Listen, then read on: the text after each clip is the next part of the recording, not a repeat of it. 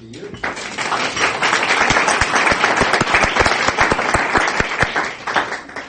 Hi, Carol. Hi. Hello. You guys are a little exuberant. Okay, all right. I'm not exactly low-key, but that's the way it goes. So, I'm not allowed to sell the book, so I won't. Is that the book that's in the back that's $20? But everything I'm doing is coming out of the book. And here's the book. This is my own version. It's the one that lives in my handbag. That's all the selling of the book that we're going to do. Okay? So the first thing we're going to talk for a little bit, because I want to get a feel for who are the decision makers in your life and in your careers and in your daily existence. I make decisions. Okay, you're a decision maker. Sometimes. I'm married too. Sometimes. Make a decision. Let him make a decision. Yeah. For work. Okay. Decision makers at work. Decision makers in traffic. Decisions everywhere. Okay. Executives, the executive board for a department, usually decision makers after I package something and present it to them. Okay. Anybody else? Who else is Sorry, making? we can't hear you in the back. Oh no. So we can't hear the other folks as well. Oh, okay. So First time I'm on going to have quiet. to somehow or another keep moving around so I don't have my back to anybody and everybody. Okay. Who are the decision makers in your life? Your wife. Okay. You're it? When I was single, there was a real pleasure about being a decision maker. I'm not kidding, okay? I'm not allowed to make decisions about performance events, performing arts. My husband has concluded that I know nothing. Anytime I make a suggestion, he goes, vetoed, next. And then after every 3 years, he says, well, why don't you ever suggest anything? All right. So we're all dealing with decision makers all the time. I wanted to also, during this little let's talk piece, do the little housekeeping thing, which is if you have to get up, get up. If you want to sit tight, sit tight. If you want to get something else in the back of the room, go ahead.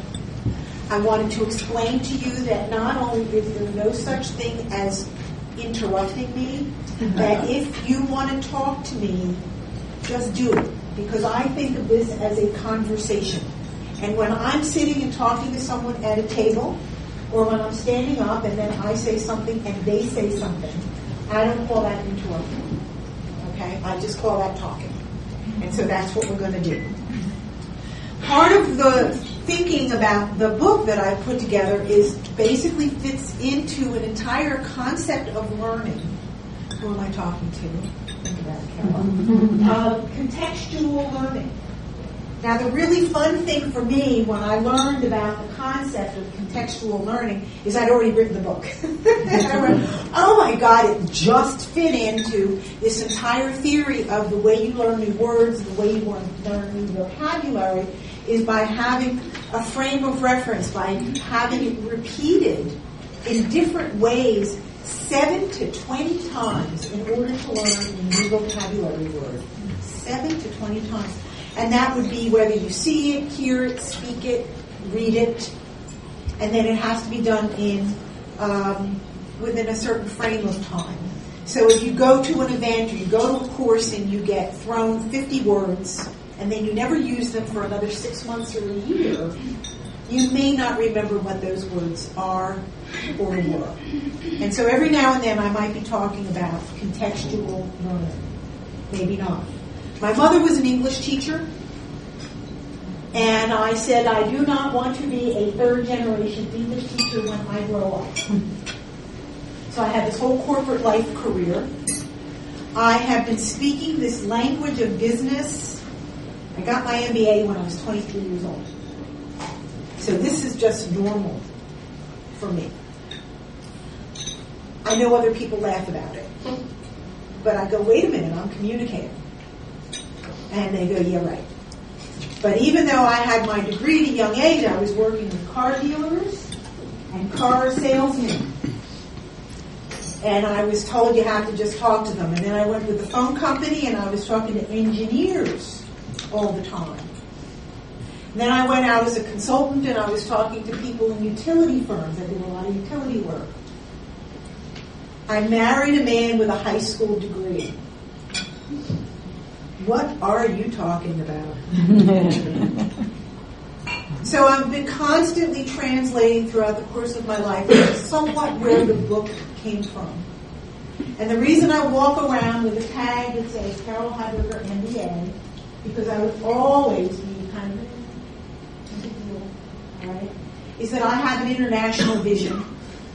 And I know in Asia and in other countries around the world, if you don't put your degrees on your card and in your life, they won't recognize it. And so, oh my God, I had to put it on the front page and the front cover of the book. And to me, it's kind of an embarrassment. It's just, hi, my name is Carol, I'm blonde. In my head. So let's talk about the selection criteria. You've got the appointment. Why is that person, why is that organization talking to you? You want to know and you want to figure that out in advance. Why me? Why my topic? What's the question? And make a couple of notes. Now I have a piece of paper here, which is what I sent to Dave that said, here's what I'm talking about. While I was putting together my presentation, I was consistently referring to what I will call now the selection criteria, knowing that this audience was coming into me and saying, okay, when I'm done, I want a different perspective, and I want a checklist, and I want a toolbox. And that's my definition of success. And those are the selection criteria. And you need to do that for every step of the way, no matter where you are in life. Did you have a good time tonight? I don't know. What were your selection criteria before you walked in the door? Because your definition of a good time, and your definition are going to be completely different. Because we each have different selection criteria. They can be personal. All right, the first thing we're going to do is we're going to put together the presentation. And you're now dealing with your issue. Issue. Sometimes I talk to people and they say, when I started talking about putting the book together and some of the words, and they would start joking around about the words that I was talking about. And they go, oh, issue. You mean problem. And I would say, no, I meant issue. Well, what's the difference? Issue is just the other word for problem. And that's context. Every time someone said to you, what's the issue, you knew that they had a secret agenda and they were saying, oh my God, what's the problem? Okay? The issue is the issue, and the issue is not an emotionally laden word. Problem is negative. As an executive, when you're trying to say to somebody, we have an issue here, you don't know if it's a problem yet. You want to know what needs to be figured out. And you want a word that's not laden with all kinds of other thoughts and context and agendas and luggage or baggage. You want a nice, clean word. If I'm the CEO and I walk into a room and I see you three of you,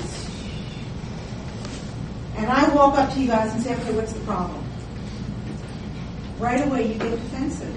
We don't have a problem. No, there's no problem. If I say, what's the issue? You go, oh, Mary just got engaged. Okay. If I say, what's the problem? I go, no, there's no problem, we're okay, and you don't tell me what you're talking about. You're really more about telling me we got no problem. And so we use the word issue, and the issue simply means, what is it? What caused us to decide to do some homework? And why did I call you to do the homework? Maybe because you have subject matter expertise.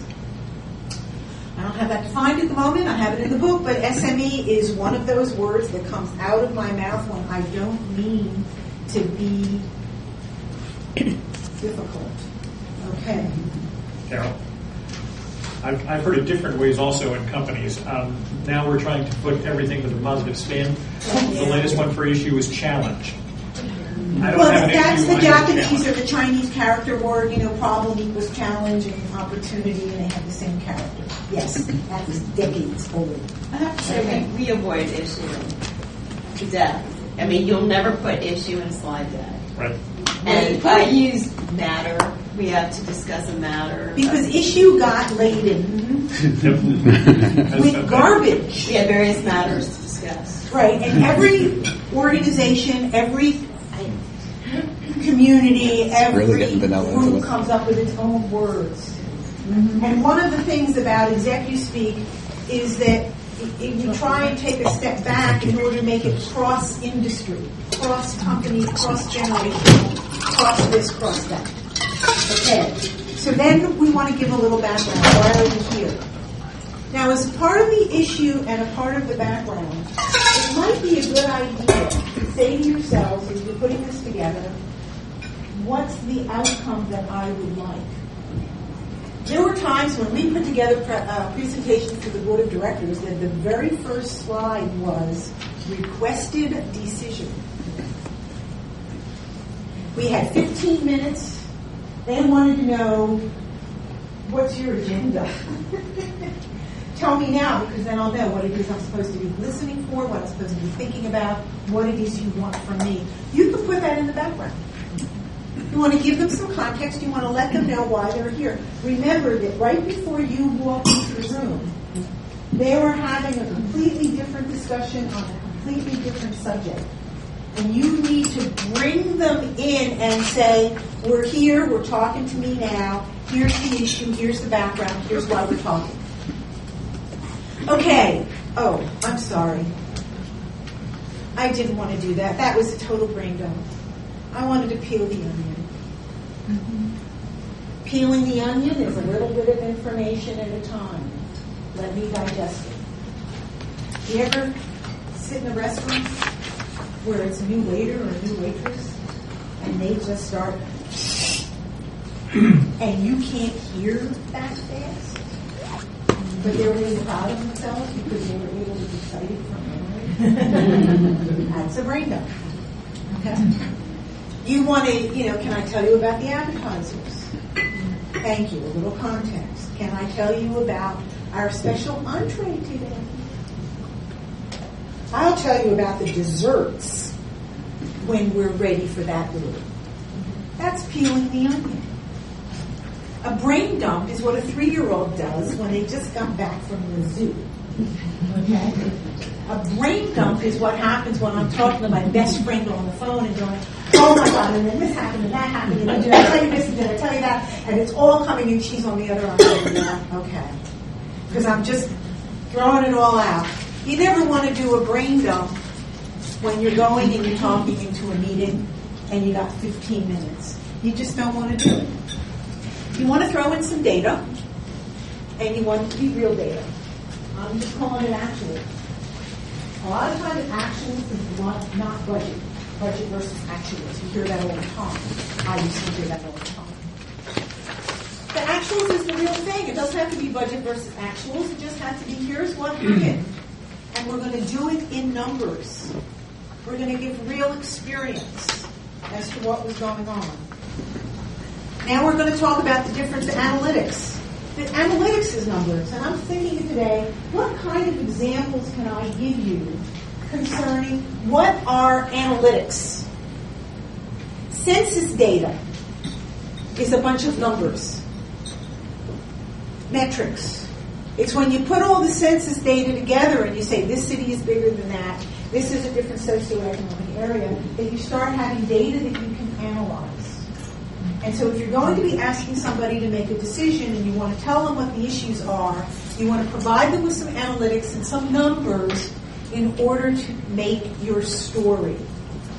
If you don't put the numbers in there, you don't know what you're talking about. I had a really big problem today. You know what happened? I had to make change of $1. In the finance industry, we don't think that's a big problem. A 5-year-old might think that's a big